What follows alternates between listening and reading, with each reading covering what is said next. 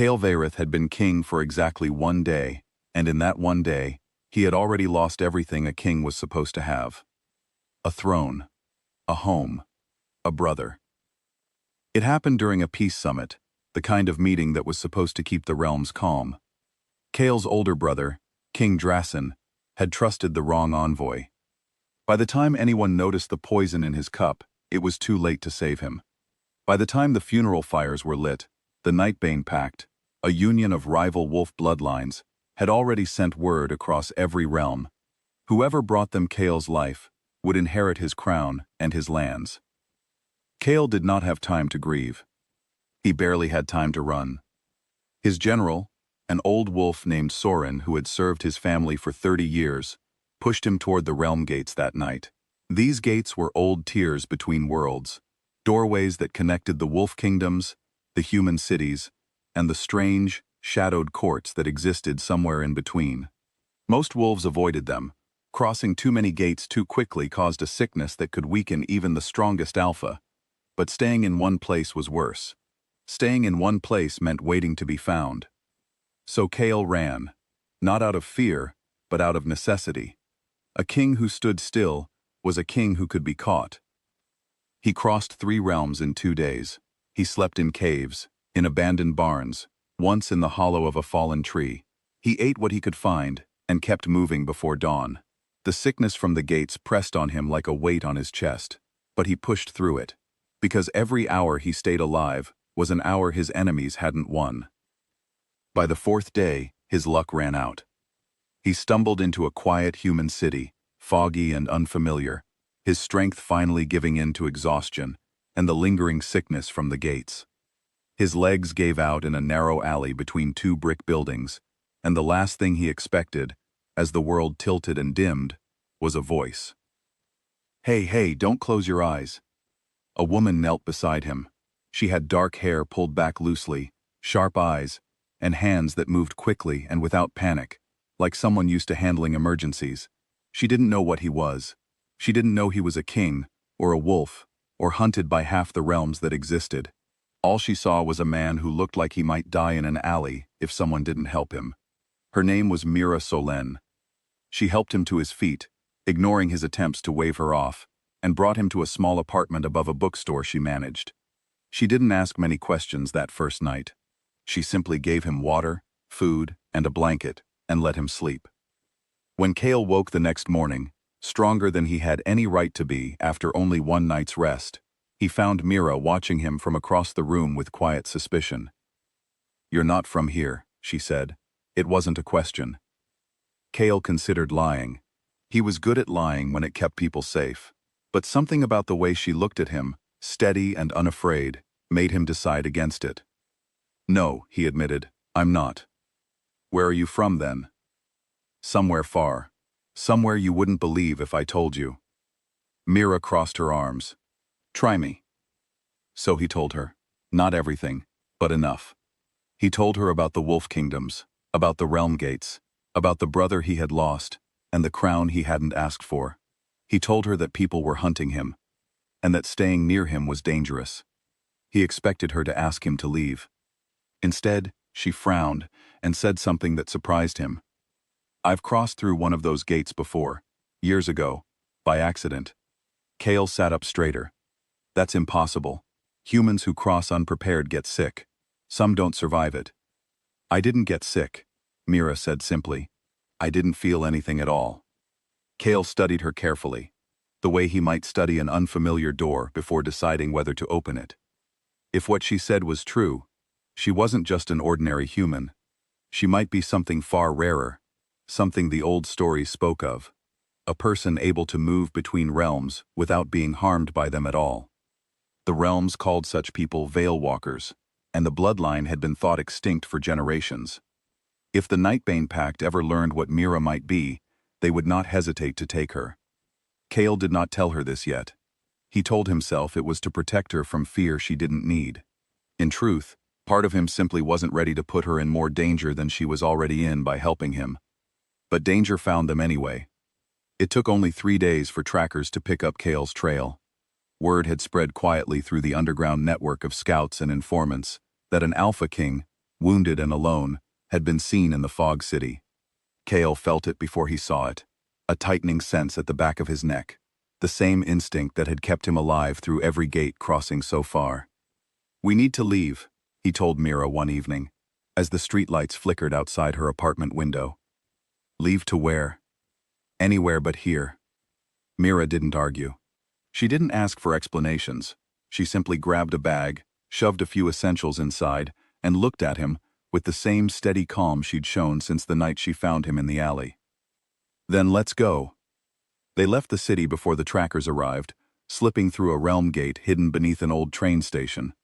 The crossing made Mira's ears ring, and her vision blur for only a moment, nothing close to the sickness Kael had warned her about.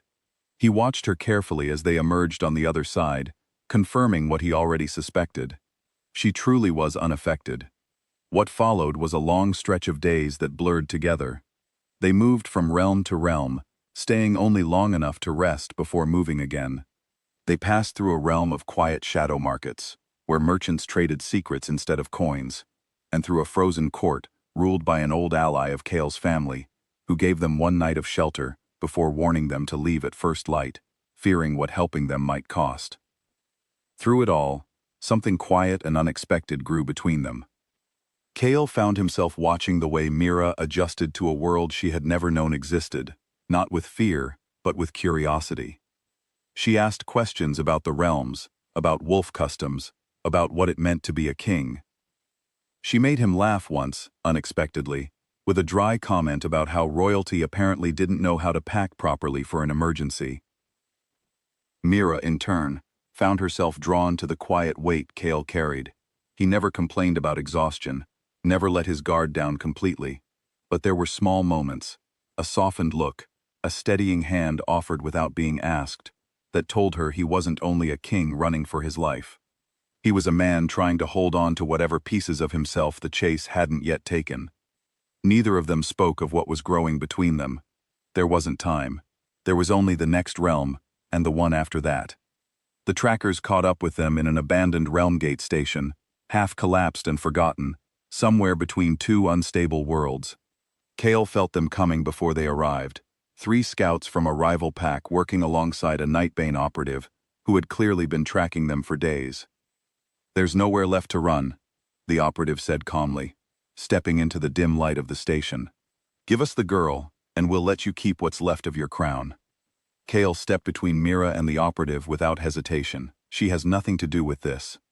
The operative's eyes shifted to Mira with new interest. "Doesn't she? A human who crosses gates without sickness. I wonder what the pact would pay for someone like that." Mira's breath caught, but she didn't step back. "I'm not going anywhere with you."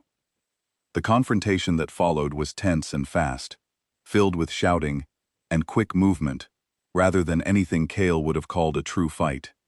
Kael placed himself firmly between Mira and the scouts, refusing to let them close the distance, while Mira, startled by her own instinct, reached toward the cracked, failing gate behind them, and felt something respond to her touch, a pull, a recognition, as though the gate itself knew what she was. The station rumbled. Light spilled from the broken gate, pulling all of them toward an opening that flickered between stability and collapse.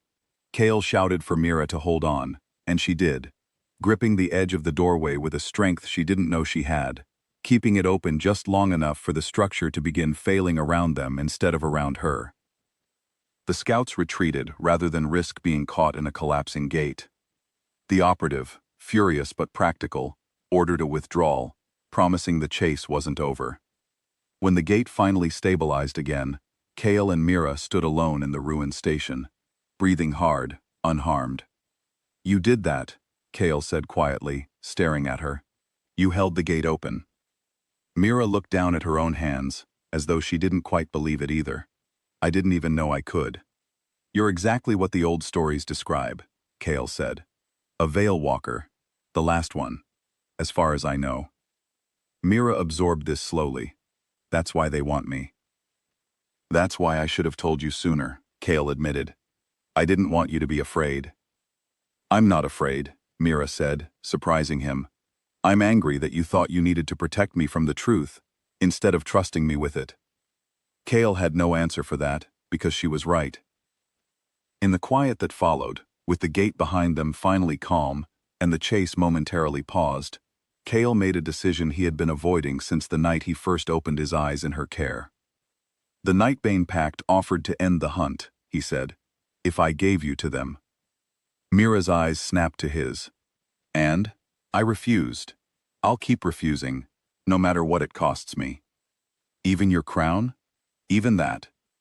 Mira studied him for a long moment, something unreadable softening behind her eyes. "Then I'm staying. Not because I have nowhere else to go, because I choose to." It was not a declaration wrapped in grand words, the kind kings were used to hearing in old stories, but it meant more to Kael than any oath sworn in his family's name. The final confrontation came weeks later, at the edge of a dying realm, where one last unstable gate threatened to collapse entirely. The Nightbane Pact's remaining leadership gathered there, hoping to end both the hunt and the king in one decisive move. Kael, with the help of allies Soren had quietly gathered in the months since the chase began, met them there, not as a king running from his crown, but as one finally standing his ground to keep it. The confrontation was tense and difficult, full of shouted commands and quick, desperate maneuvering, rather than anything cruel or excessive. Kael fought to hold his ground against the Pact's lead enforcer, refusing to yield the space behind him, where Mira worked to keep the failing gate stable long enough for Soren's allies to come through and turn the tide of the standoff. It was Mira's quiet, steady courage, not brute strength, that turned the moment in their favor. She held the gate open through sheer will, drawing on an ability she had only recently discovered, until the realm-crossing allies arrived, and the Pact's forces, badly outnumbered, chose to retreat rather than continue. When the dust settled, the Nightbane Pact's hold over the hunt had finally broken. Kael returned to his kingdom not as a fugitive clinging to a crown too heavy for him, but as a king who had chosen, in the end, to stop running and stand for what mattered. His people welcomed him back with quiet relief, and Soren, watching his king return with Mira at his side, allowed himself the smallest smile he'd shown in months. Mira was not given a throne, nor did she ask for one. She was instead welcomed as something rarer than royalty, an ally trusted, not because of her bloodline's power, but because of the choices she had made with it. On a quiet evening, months after the chase had finally ended, Kael and Mira stood together at the edge of a realm gate they no longer needed to fear. For the first time since the night his brother died, Kael did not feel the pull to keep moving. "You don't have to run anymore," Mira said softly, watching him. "No," Kael agreed, looking at her instead of the gate. "I don't." And for the first time in a very long time, the Alpha King who had once been hunted across every realm he crossed, finally allowed himself to simply stand still.